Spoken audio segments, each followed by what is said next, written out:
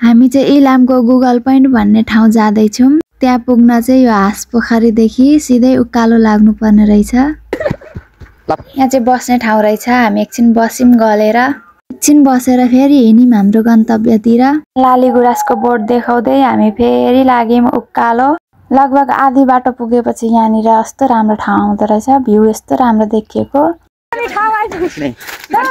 करिब 1 घण्टा पछि हामी फाइनली गुगल पोइन्ट भन्ने ठाउँ आइपुग्यौं। माथि त केही रहेन र बाटो चाहिँ साह्रै राम्रो ट्रेकिङको लागि। अनि हामीले यहाँ चटपटी बनाएर खायौं।